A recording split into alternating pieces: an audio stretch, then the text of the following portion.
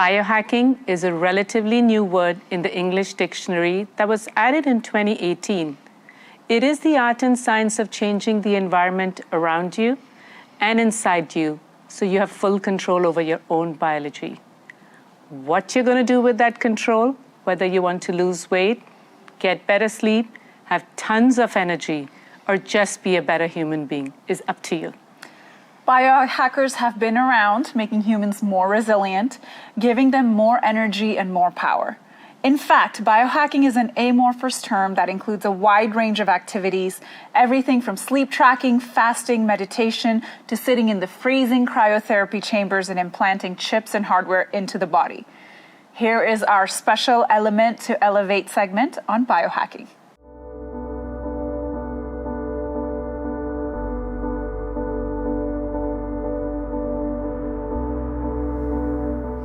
Welcome, Anjali, Lindsay, and Jim. We are thrilled to have you today on our show. Thank you so much for coming, and let's get right into it. I'd love to start with Lindsay. Lindsay, our audience would love to know about your journey. Please take us a little bit through your personal experience, how it integrated into your professional life, and how you found yourself being at the top of the ladder as the CEO of a very, very successful wellness company. Would love to understand your key learnings and takeaways. Well, I will try to be very quick because it's a long journey, of course. But I think the biggest key learnings and takeaways would be that I grew up in the Midwest, very unhealthy, very just unhappy. And I didn't know myself. I didn't know myself at all. And so I made a lot of decisions out of fear. And so I would say one of the biggest learnings of when I went on this journey in 2013 was that choices come from a place of love or fear. And we have the choice to make that. And so, since my journey began in 2013, I just really started to just make decisions from a place of love. And so, So what really happened is that I, realized that after working in the corporate world for over a decade, I hit a wall. I hit that wall that a lot of people in the workplace do. And I was drinking too much. I was just whining and dining on the company's dime, entertaining clients. And I was always trying to fit in. I wasn't comfortable with myself enough. So, I decided that I was going to cut out alcohol completely, and because there was just a lot of bad decisions made when I was drinking. And so I did that in the fall of 2013. And then I went on a recovery yoga retreat, and I woke up out of this meditation. Mind you, I had never done yoga before this recovery retreat. So this is a person that was like, dogward facing what? So when I woke up out of this meditation, and I said, I'm done. I'm done with the corporate world. I'm going to become a yoga teacher, a personal trainer. And then I became a health coach as well. So over 6 months, I got my personal training certification. 3 months after that, I went to India, and I spent over a month there, yoga teacher training, and then came back and started health coaching school. So it was a wild ride. And of course, it got a little crazier after training people and coaching for about 2 years. I actually trained in a physical fitness competition. I got down to 10% body fat. I was helping other people. Life was just really good until 5 days after that fitness competition. My youngest brother died in a car accident. And when that happened, it just completely knocked me down again. I just lost myself for about 3 months. I just went in this downward spiral. I didn't drink alcohol, thank gosh, but I was lost. I was lost. And so I decided to go packing through Asia. I did that for about 3 months. While I was in Asia by myself, just meditating under waterfalls and writing, journaling a lot, finding peace within myself again that I had found years ago. I started writing a business plan. So that is really where my company began. So sleep and recovery is the number one on my list of biohacks. I love that Winnie the Pooh quote. He says, when all rest fails, just go take a nap. So Jim, can you elaborate a little bit about insomnia and its effect on physical and mental health? I think The impact of sleep can't be overstated in anything that we do. Resilience, mental health, all that we're suffering is a result of high stress, poor sleep, high stress, poor sleep, high stress, poor sleep. I think if we reflect on the population, most humans are living in that cycle. What happens in sleep that's so important? Well, in the second stage of sleep, otherwise known as theta brainwave function, when your brain is oscillating between 7 hertz and 4 hertz, there's two things that happen that are really important. Number one, your cells clean their toxins and do their cellular maintenance. Number two, they restore their mitochondria and ATP. This is literally the healing zone of the brainwave function in a 24-hour period. The more time you can spend in theta, the more resilience you build, the more health you build. And it all comes down to oxygenation of key areas of the brain, and this evolutionary battle between the central nervous system and the autonomic nervous system. And the more we can relax, the more we can create breath work, the more we can think clearly by oxygenating the prefrontal and frontal cortex, the better executive functioning we have, the less apt we are to be sabotaged by the emotional components of fear, stress, anxiety, and depression. When we don't sleep well, we don't perform well, mentally, physically, emotionally. And a lot of that has to do with the body's not getting the restoration, recovery that it needs and covets. Now, one night of bad sleep, it doesn't change your mood, but a history of this and a chronic long-term fatigue factor and stress, it does. And it breaks us down, and it also leads to disease creation. All of this is related to things that are intangible that we can't see, but we know how important they are. You can't see stress, but we know that it'll lead to 95 to 98% of all disease. Well, how does it do that? It impacts sleep. If you don't get theta brainwave function, you don't sleep, you don't restore, you don't clean their toxins, the cells forget to do their job, eventually disease proliferates.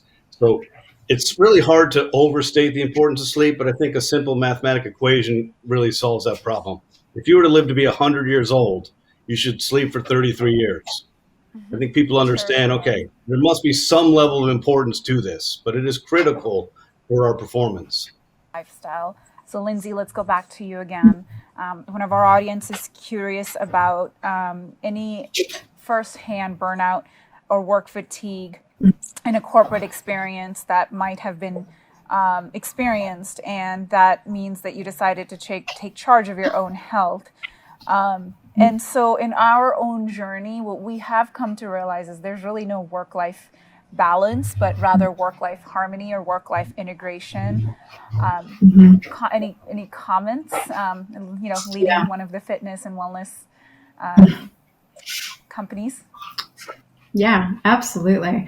I mean, I think Jim and Anjali hit it right on the head. Life is not just about physical fitness. It's not just about moving. It's about your emotional balance. It's your social. It's your Fit Pros. My company actually has 5 pillars that we really design a holistic wellness program around, and really encourage companies to plan their programs that fall into each. And so those would be physical fitness, emotional, so emotional being mental health and mindfulness, financial. So if we're stressed out about our finances, we can't be whole. Your social. So, I mean, COVID was a great example of isolation. And so if we're not being socialized, and then professional. So many people, have a professional career, or even if you're a stay-at-home mom, you still have to be a professional to teach your children. And so, life isn't just moving. Life isn't just, it has to be in balance. It has to be in harmony. I love what you just said. It's work-life harmony, because if we don't do that, we're not a whole. Yep. Very nice. You have to simplify your life, I guess. And speaking of that, simplicity is the key to mastery. So Anjali, can you share with the audience the 5-3-2 technique that we always talk about? Yes, absolutely. So on the note of simplification, I think my personal mantra that I've shared with thousands of patients, and I sit down with a lot of C-suite leaders in my clinical role as a stress management and resilience expert, is to a 3-step process of simplify, prioritize, delegate. You don't have to do it all. You have to pick your top 3 in life. Early on in my career, my young family was my priority, and my career goals were number 2. And there was no shame in me doing that. I was equally ambitious, but I gave myself permission to do that. And then I think simplifying, Lindsay, that you mentioned was absolutely spot on. And with that in mind, I'm going to move on to the 532 plan that Rupam is talking about. I see a lot of patients, a lot of CEOs, a lot of executives who are very busy. You know, their to-do lists are growing, life is getting more complex, their personal and professional commitments are growing, and they just don't have the time. They get it, they understand, they want to invest in their health. So, what we did was we came up with a Mindfulness 2.0 plan. And this really was meant for householders like us who want to have a good professional life, but also don't want to miss a beat in our personal lives with our kids, our loved ones. And we want to party and we want to work hard. So, what is the Mindfulness 2.0 approach? Now, there have been several studies, and Jim, you know about these, about the shift in the amygdala and the prefrontal cortex. That's really what we measure when we look at the effectiveness of meditation. And what meditation or mindfulness practices allow us is to move our brain's activity more in the executive state of the brain, which is the prefrontal cortex. In other words, this is the CEO of the brain, where brain asks very high order questions. Am I growing from this experience? Am I does this align with my higher meaning? The amygdala, on the other hand, is the fight or flight. And anytime we are in the state of amygdala hijack, the prefrontal cortex just kind of shuts down. So the 532 is a 4 minutes plan. When I sit down with a lot of my colleagues, learners, residents, patients, everybody is short of time.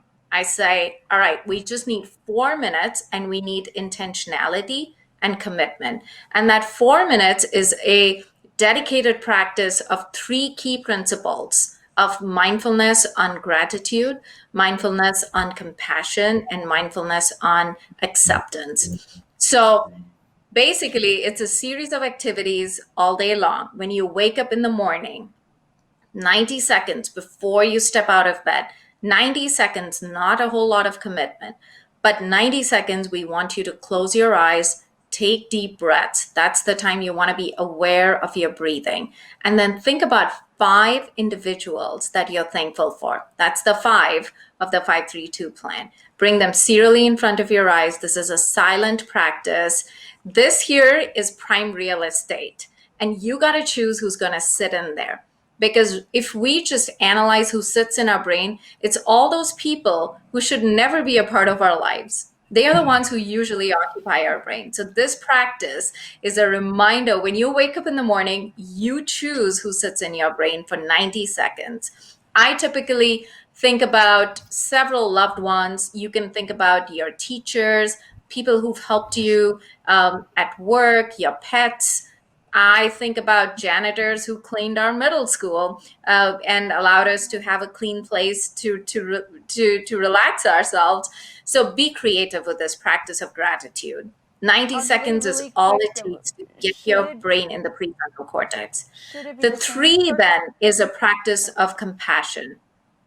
So throughout the day, for 30 seconds, this practice actually literally requires 30 seconds or less. You identify strangers and you silently wish them well.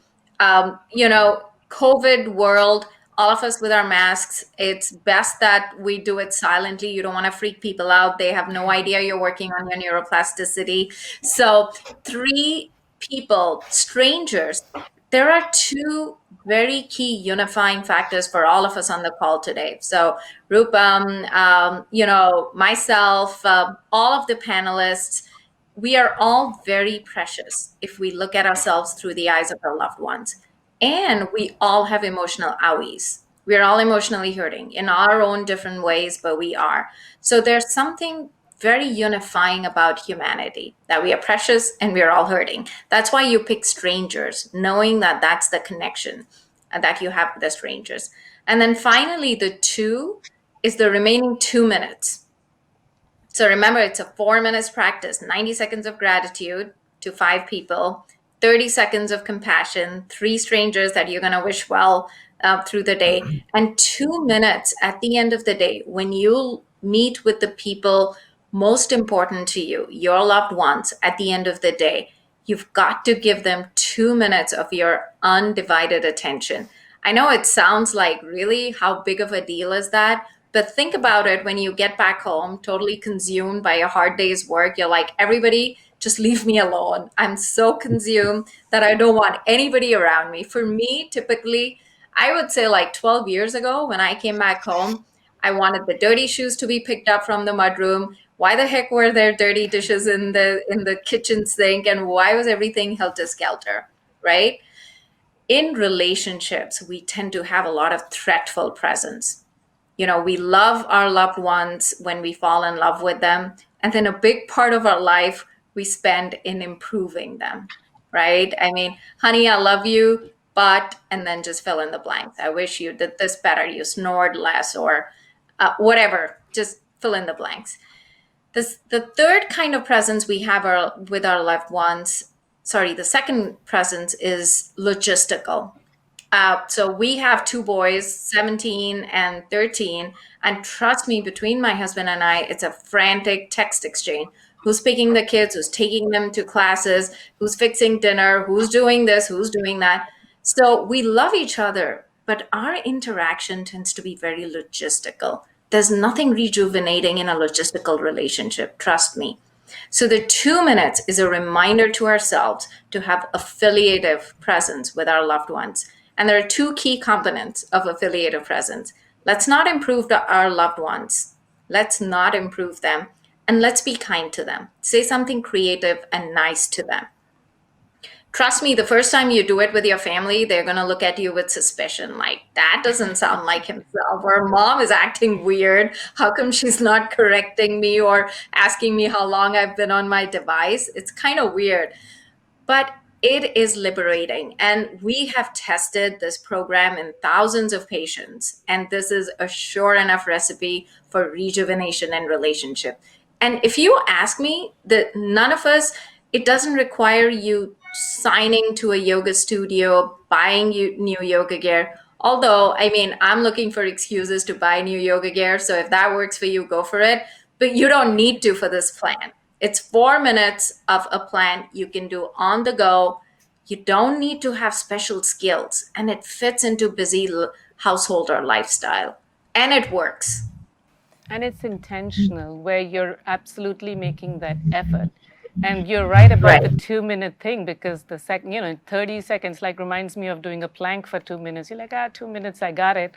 And then you really go and I'm like, what? It's only like 60 seconds. And so I actually had a question for Anjali, because I don't even want to move away go from ahead. the topic, but I know we have to. This was fascinating, and I'm never, ever just stumped, and I am right now. To be most productive, do we need those 5 people to be different every day in your recommendation, or could it be the same 5 people or repeat of them at some point? Same question with 30-second strangers. So thank you, Nikki. This is the number one question I get from my patients. I should have addressed it proactively. You know what?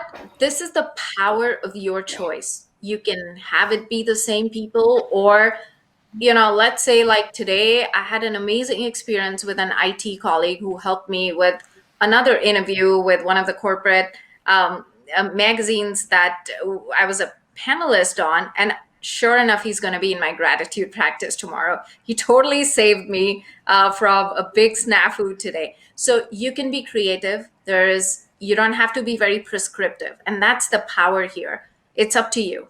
With the 30 seconds rule, honestly, I do this with my patients every day. I do it every day at work. It's all different individuals.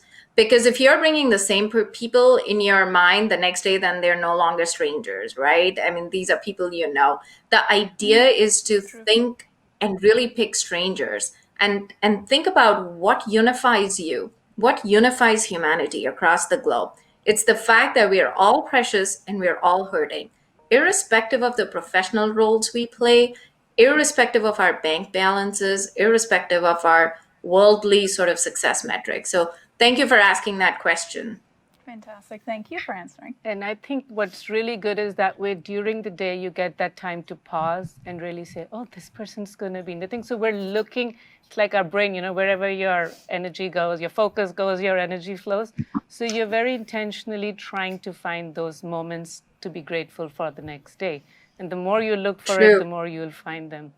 And for me, the way meditation is, it's just anything that you connect with. And music is one of the biggest things There that you has go. played a very major part in my life. And on that, I'll come to Jim, because you guys use a fabulous neuroacoustic software. And it's been proven that music can penetrate the conscious and the subconscious mind. So can you elaborate a little bit about music and physical and mental health?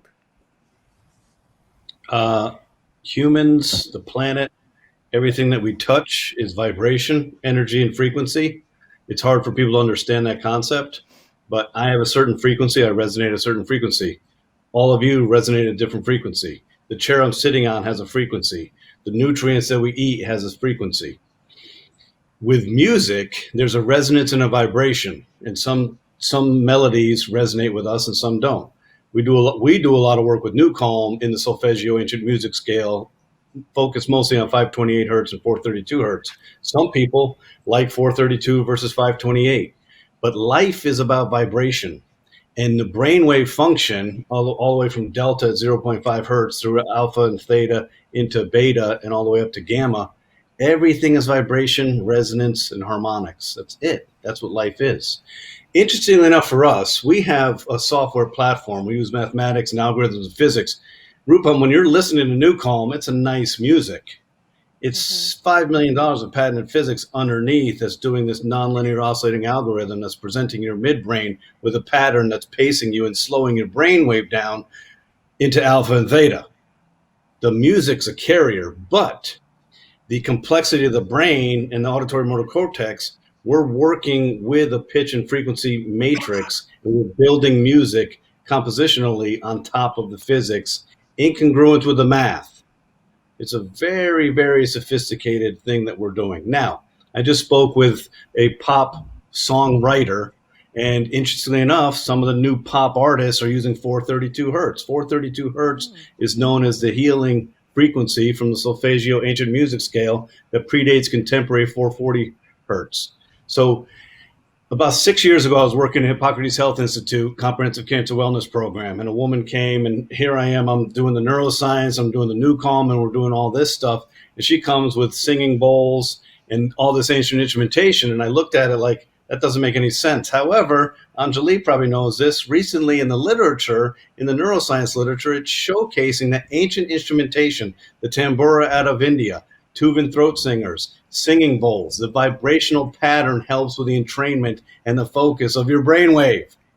That's fascinating to me. So I didn't know this, but now, 6 years later, our next iteration of New Calm 3.0, guess what we put in? We put in Tuvan throat singers, harmonic oscillations of a tuning fork, singing bowls, and the tambura instrument subliminally into the software underneath the music. Everything in life is about frequency. Our mood is frequency. We're never motivated and focused for all that long, right? Everything's dynamic and always moving. It's interesting because humans think there's a finish line. The only finish line there is death. And maybe even that's not a finish line. Life is a constant dynamic flow of vibration and resonance. That's what life is. And the nutrients we take from food is resonance. We work with a biosignal processing disc that has gamma aminobutyric acid A and B and L-theanine. Guess what? It's all just frequency. So to me, it's fascinating. I love the music piece. I also love the idiosyncratic kind of thought that everybody's music resonates differently with them because everything's a pattern. Always. It's all vibration. That's what the world is. Interesting biohacks for sure. Jim, let's go back to you again on what do you suggest is a healthy sleep cycle? 6 hours, 8 hours, someone waking up after 5 hours is considered healthy, or having restless sleep for 8 hours, but they've been sleeping for the long time. Anytime you can cycle as long as you can through the restorative zone of theta is going to give you the best sleep, period. You can sleep for 8 hours. But if it's on and off and you're in and out of delta and back up to beta, delta back up to beta, waking up, getting up because you're metabolizing alcohol 2 in the morning, whatever that is, that's not good sleep. People think that they can take a Z drug that doesn't mimic sleep architecture and that they get sleep simply because they're intoxicated. Their central nervous system is suppressed. That's not sleeping. So sleep is making sure that in those cycles, those 90-minute cycles of sleep, you're actually getting the restorative nature of the second stage of sleep. Now, the second stage of sleep is difficult to articulate, but it's kind of like the twilight zone. You're in and out of this hypnagogic state of, you're kind of bouncing off deep sleep. The hours of sleep are a lot less important than the quality and the depth of your sleep, period. But you need sleep. Nikki, The quality is definitely. yeah, and if I may add to that, I can speak from my experience with colleagues who do a lot of shift work in the ER and certainly during COVID times in the ICU. I think, Jim, you really hit the nail on the head with, sleep is a very qualitative component of fitness. And, when we talk of physical fitness, a restorative sleep is key. I see a lot of people with just crazy hours of operation. So a lot of shift workers. And I think with globalization across, there is this increasing emphasis on weird hours. I do think in those instances, when I see individuals who are able to get in the high quality sleep versus the quantity, which I think out of my personal experience as a young mom, like 13 years ago, to two little ones, think about what moms do, like, new moms, they want to catch that power nap. I think there's power to that power nap. It's the quality of that sleep when this is your time to reclaim and rejuvenate. And why do you think I'm asking that question as the new mom of twin boys? Sleep has escaped me, and it's 2-3 a.m. wake ups that I'm not able to get away from. But music, I will definitely give that a try, and I hope our audience does as well, because I think sleep is a pandemic that we need to definitely solve for. Music, and I think circadian rhythm, I feel, is very important too. So when we drag our bedtime to late, we had this conversation about our kids. Number one thing for growth, going to bed on time. Like, your husband's an endocrinologist, and I was like, when my daughter was like, how do we get her taller? And they're like, go to bed on time. That's it. That's when the growth hormones are being released. Oh, wish I knew that before. It's the secret to getting taller. I honestly have growing appreciation for my biological clock. Before we started the conversation, I told Jim that I'm not going to give my age away, but I'll just say it, post 40, after turning 40, there's no late night parties for me like they used to be. And, my body just declared, this is it. That's the most I can handle. And I respect that now. Yes, your body is a temple. Definitely pray for it and take care of it. I would say we have learned so much. And, unfortunately, this is all the time we have for today's segment. Let's step away with one quote from each one of you. If you were to be displayed on a billboard, what would that be? Let's start with Lindsay. Goodness, I have some personal mottos, student for life, but I think Maya Angelou's model about, if you don't like something, change it. And if you can't change it, then change your attitude. Absolutely. 100%. Nice. Anjali? Yeah, I have so many, but the one that I live my life by, if it doesn't feel right to you, it's not the end. That is true as well. Mine's simple. Listen. Powerful. Very powerful. So we are definitely listening, and it doesn't feel right to end this segment. So should we continue, Anjali? Till then. Thank you, everyone, for joining us today. We appreciate your time. Thank you. Thank you. Thank you.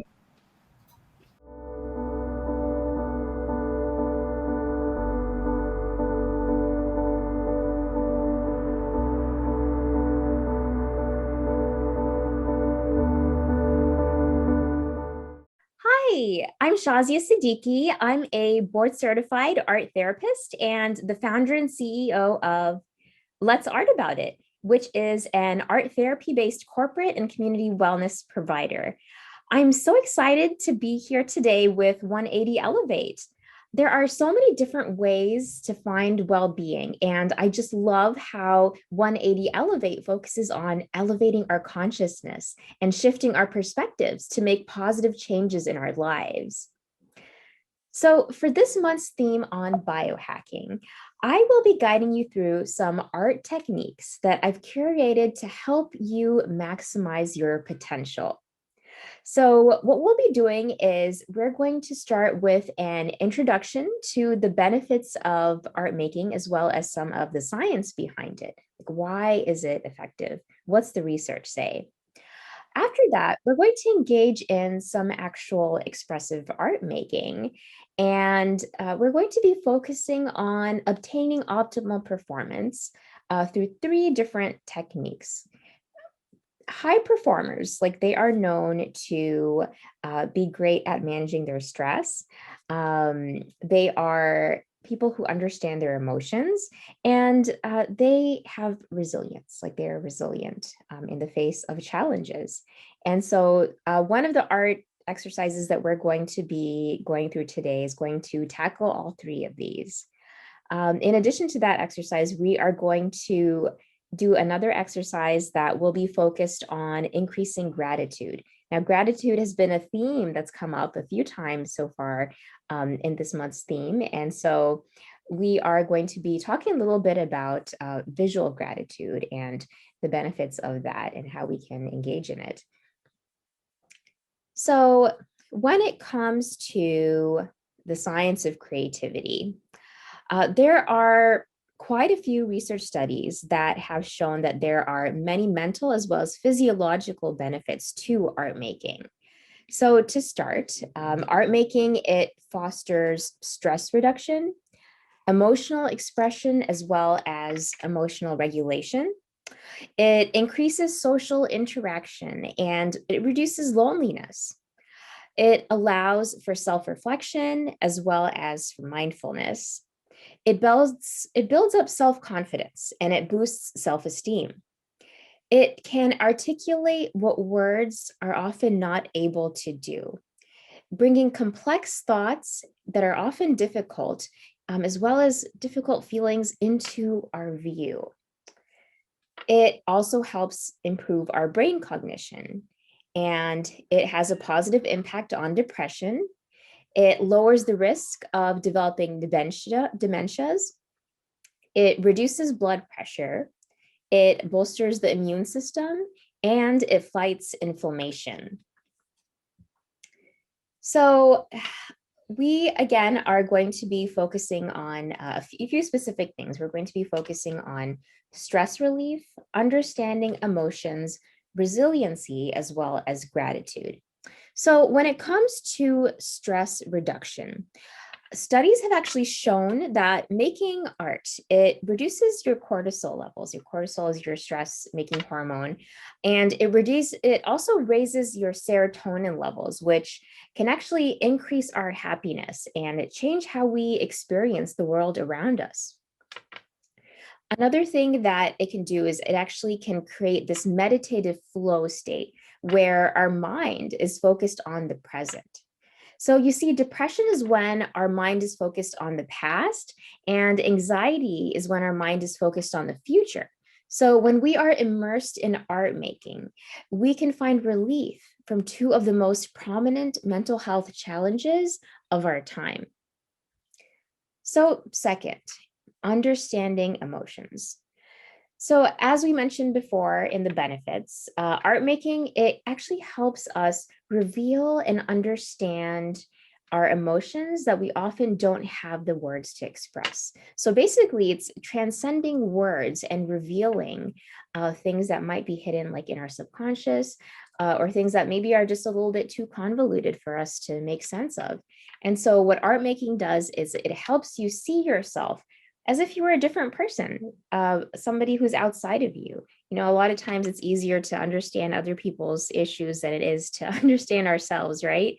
So art making, it sort of puts what's inside out so that you can see yourself from a different lens. So what about resiliency? Resiliency can be coming up with unique solutions in challenging situations. And so what happens is that when we do this, like, it actually stimulates our brain to grow new neurons and new connections between our brain cells, which actually increases our brain's neuroplasticity. So this actually makes us more resilient, like even more resilient in the face of change and more resistant to stress. So you gain access to the visual cortex of your brain that holds every memory of yours, like since your childhood. And this is what happens when you are engaging in art making. And so you have access to everything in that moment, in those moments that you are engaging in art and creativity.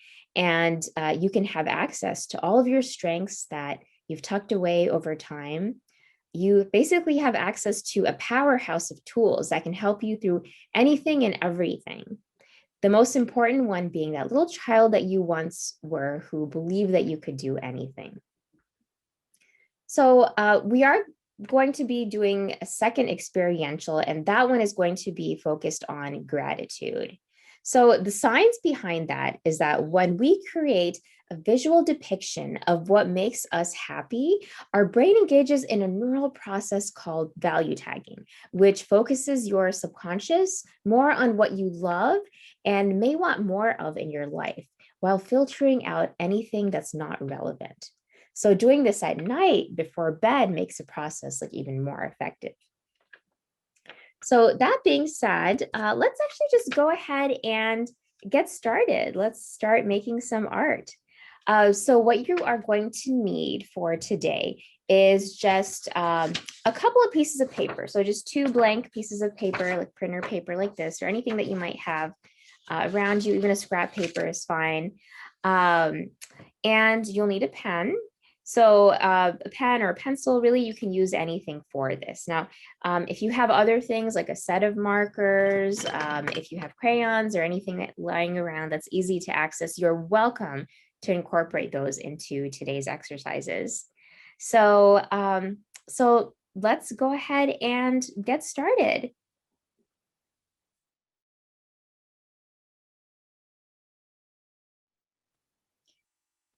So wherever you are, go ahead and get comfortable in your seat or your space and start to take some deep breaths in and out.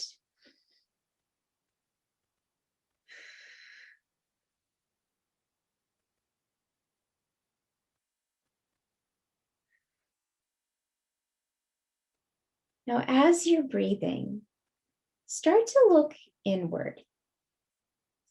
Notice where you might be feeling any stress or tension in your body. Notice where you might be holding it.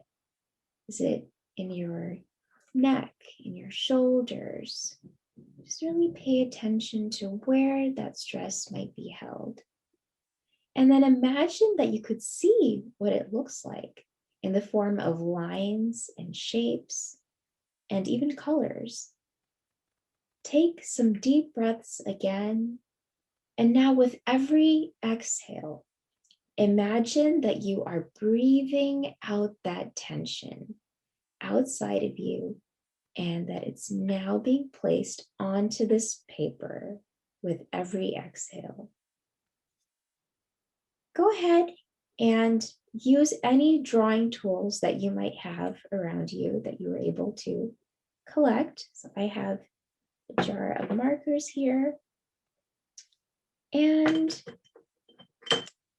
whatever that stress looks like that you imagined in your body, go ahead and start to draw it on this paper.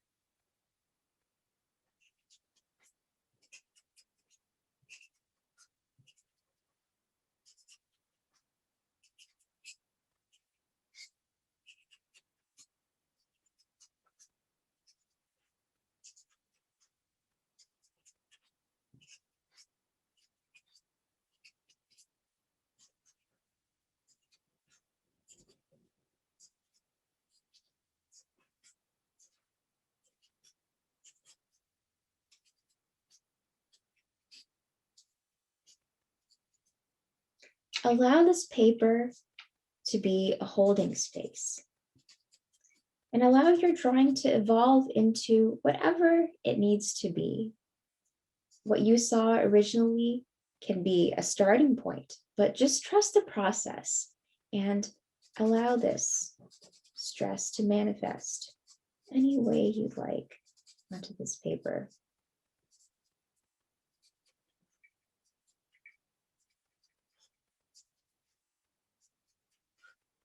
It doesn't need to be anything fancy. It can just be a scribble, anything that feels good to release.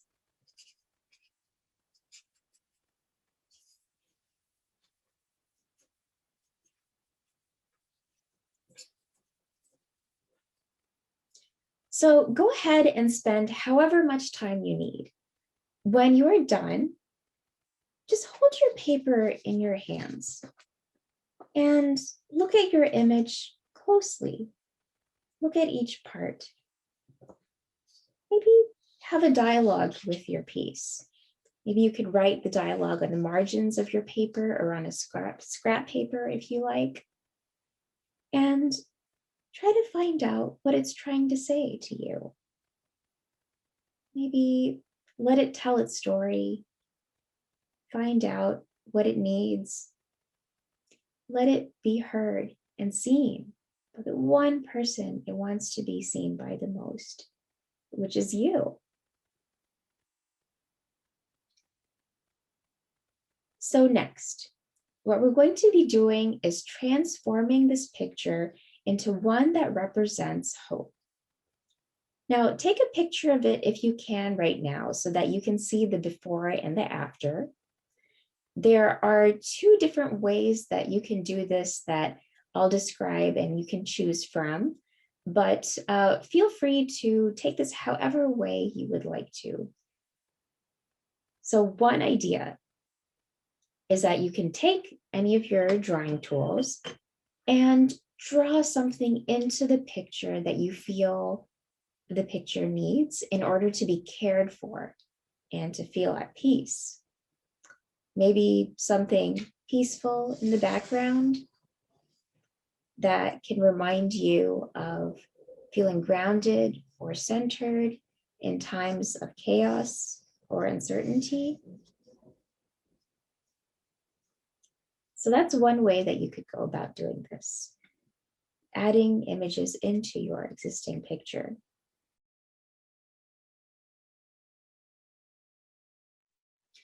I'm going to share one more exercise with you on gratitude that can actually help you with increasing positive thinking. Now, this is a great exercise to do right before bed and after you have shut down social media for the night. So for this, you'll need just a pen and a paper again. And what you're going to do is take the paper and fold it as if you were folding a letter to put into an envelope.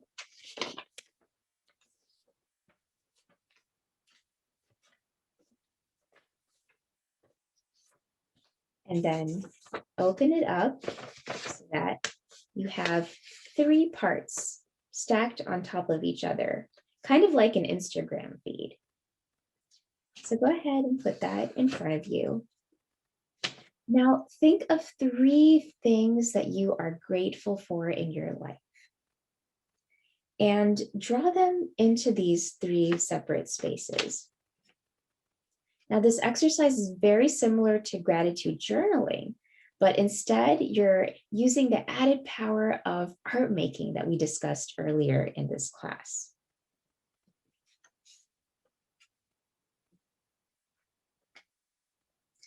So take your time on this, and that's all for today. Thank you for your participation, and thank you 180 Elevate for this opportunity.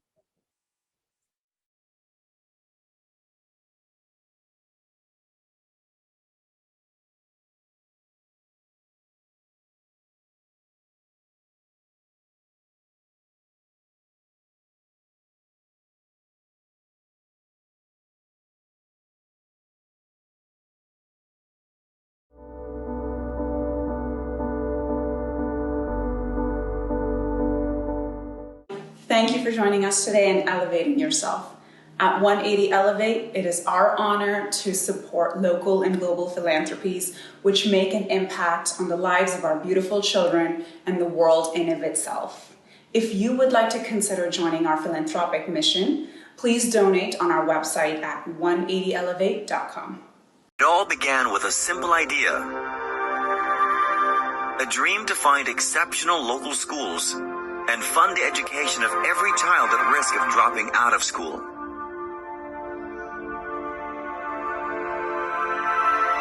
Because of your support, we provide students with textbooks and supplies to read and write, with a daily meal and healthcare to focus on learning.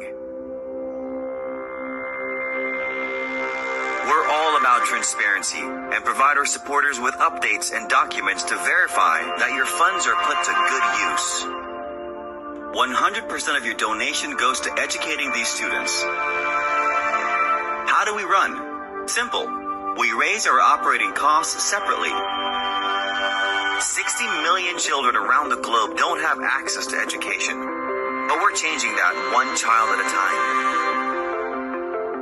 Because of supporters like you, we've already provided over 243,000 hours of education in 4 countries. We invite you to join us and be part of our story, because we will not stop until every child on this planet is able to attend school.